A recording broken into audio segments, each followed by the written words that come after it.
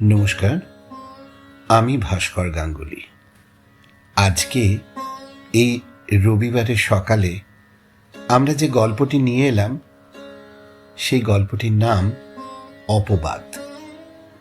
গল্পটির রচনা শ্রী নিরূপ মিত্রের। গল্পটি একক কণ্ঠে পাঠ করেছেন শ্রীমতী শর্মিষ্ঠা চৌধুরী। এই গল্পের আবহ রচনা করেছেন শ্রী বাসব ব্যানার্জি। এই গল্পে ব্যবহৃত রবীন্দ্রসঙ্গীতটি গেয়েছেন শ্রীমতী লোপামুদ্রা চ্যাটার্জি এবং গল্পটির প্রচ্ছদ এঁকেছেন শ্রী অরিন্দম নন্দী। শুরু করছি আমাদের আজকের নিবেদন, শ্রী নিরূপ মিত্র রচিত ছোট গল্প অপবাদ। আমি সুমিতা। আমার পরিবার 4 জনকে নিয়ে। শাশুড়ি মোহিনীবালা, আমার স্বামী গোলকচন্দ্র, আমার অবিবাহিত ননদ বাণী এবং অমল। অবশ্য অমল এ বাড়ির কেউ না, তবে ছেলেবেলা থেকেই আমাদের বাড়িতেও যাতায়াত। এ বাড়িতে ওর অনেক সময় কাটে। আমি যখন এ বাড়ির বউ হয়ে এলুম তখন অমল স্কুলে পড়তো, হাফ প্যান্ট এবং শার্টে ছোট্টটি। এখন অমল স্কুলে পড়ায়, রীতিমতো রোজগের যুবক। ছেলেবেলা থেকেই অমল সুন্দর গান গায়, হারমোনিয়াম ব্যবহারে পাকা আর্টিস্টের মতো। নতুন সিনেমা আর নতুন ক্যাসেট সিডির গান তুলে নেয় ঝটপট, নিখুঁত। আমার গানের শখ ছিল। বিয়ের আগে গানের মাস্টারমশাই ছিলেন। প্রতিযোগিতায় পুরস্কারও পেয়েছি বারে বারে। বিয়ের পর গানের পাঠ চুকেছে, আর 5 জনের মতো।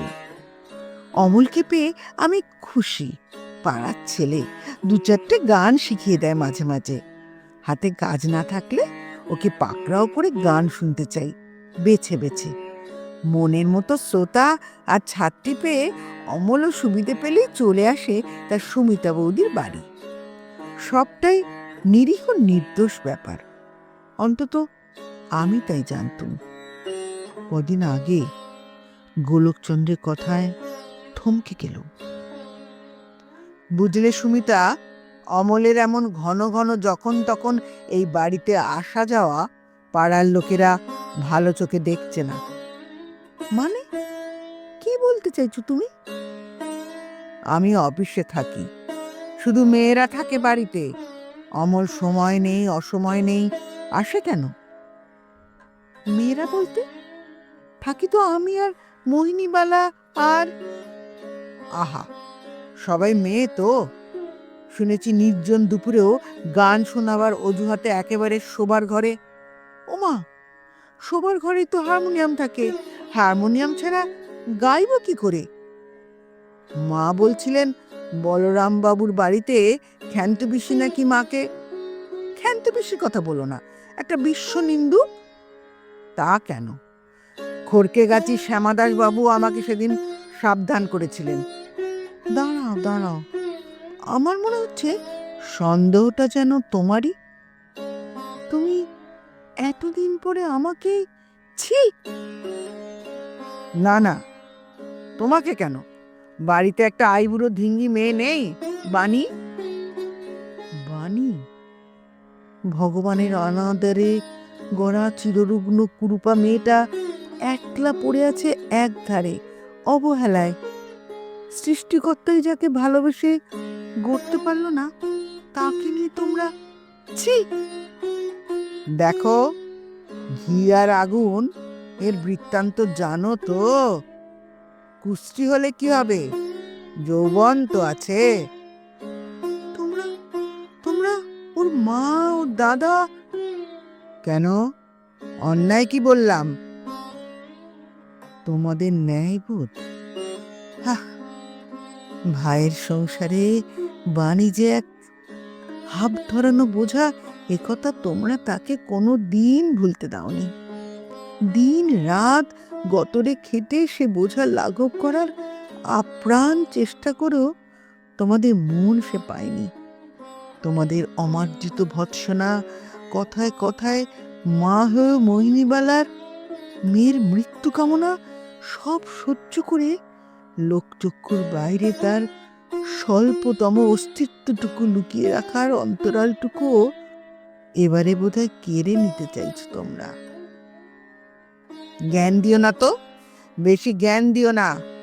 আমার বোন, দরদ ওতলাচ্ছে তোমার। তোমাকে বলে দিচ্ছি, অমলকে যখন তখন এ বাড়িতে আসতে বারণ করবে। তোমার হুকুম? নিশ্চয়ই তাই। যদি না করি, বুঝবো বাড়িতে বেলের লেপনা চলুক, এটা তোমারই। কি বললে? কি বললে তুমি?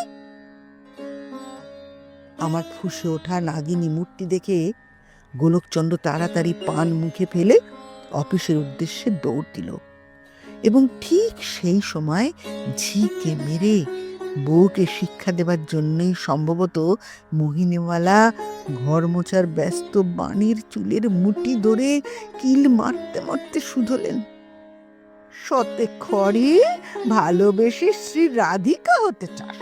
এত লোক মরছে, তোরও মরণ হয় না রে? যন্ত্রণায় আর্তনাদ করে উঠল বাণী। মাগো, মাগো, চুল ছেড়ে দাও, আমার লাগছে মা, পায়ে পড়ি মা, ছেড়ে দাও। সারা দুপুর যন্ত্রণার অপমান আমার বুক জুড়ে গুমড়ে রইল। গোলকচন্দ্র এবং মোহিনীবালার সন্দেহের আঙুল কার দিকে আমার বুঝতে অসুবিধা হয়নি। বিকেলের দিকে উঠোনে কল খোলা এবং বাসন মাজার শব্দে ঘর ছেড়ে বেরিয়ে এলুম। দেখলুম নিত্যদিনের মতোই বাণী উবু হয়ে বসে বাসন মাজছে। কাছে গিয়ে দাঁড়ালুম। বাণী উন্মুখ হলো। কিছু বলবে বৌদি? ক্ষমা চাইতে এসছি ঠাকুরজি। উমা, আমার কাছে কেউ আবার ক্ষমা চায় নাকি? অন্যায় অপবাদ দিল সবাই। ছি, কি বিশ্রী! বলুক কি, আমি আমি গ্রাহ্য করি না। কেন বলবে ঠাকুরজি? তা সত্যি নয়। বাধা দিল বাণী। বাণীর কথায় আমি স্তব্ধ হয়ে গেলাম। বাণী জল টলটল চোখে দূরের দিকে চেয়ে বলল, বলুক তা বৌদি, দিক বদনাম। তবু তো এই ভালোবাসার অপবাদ। আমার এই কুৎসিত দেহটাকে কেউ কোনো দিন ভালোবাসেনি বৌদি। বলুক, বলুক না ওরা, বলতে দাও প্লিজ, আমার ভালো লাগে। কালো কুষ্টি মেয়েটার মুখে এক গোপন দীপ্তি দেখতে দেখতে আমি নির্বাক দাঁড়িয়ে রইলাম। শৈবে আমারো আরো আঘাত, শৈবে আমার, শৈবে আমারো আরো আঘাত, আরো কঠিন সুরে জীবন তারে ঝংকার আরো আঘাত, শৈবে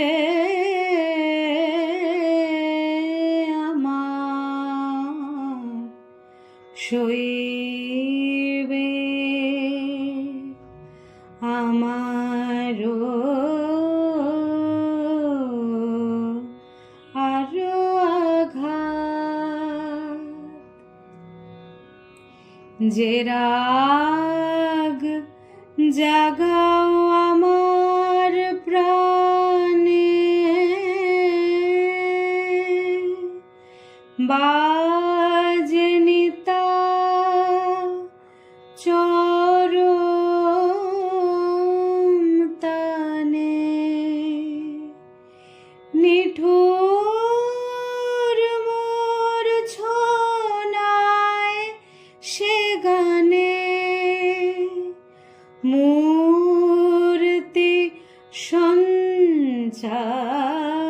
আরো আরো আঘাত সইবে আমার সইবে আমারও আরো আঘাত লাগে না গো কেবল যেন কোমল করুণা মৃদু সুরের খেলায় এ প্রাণ ব্যর্থ করুণা লাগে না গো কেবল যেন কোমল করুণা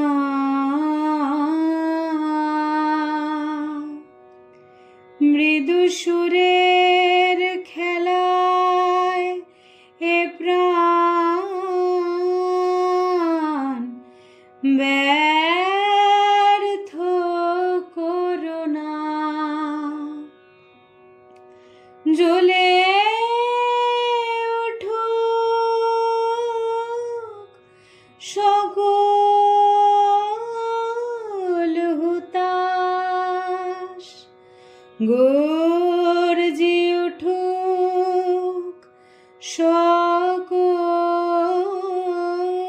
বাতাস জ্বলে উঠুক সকল হুতাশ গর্জি উঠুক সকল বাতাস জাগিয়ে দিয়ে সকল আকাশ পূর্ণতা বিস্তার আরো আঘাত গল্পটি কেমন লাগলো তা কমেন্টে জানার অপেক্ষা অবশ্যই রইল। আমাদের সকলের তরফ থেকে আপনাদের অসংখ্য ধন্যবাদ। আবার দেখা হবে আরেকটি গল্প নিয়ে আগামী সপ্তাহে। ভালো থাকবেন।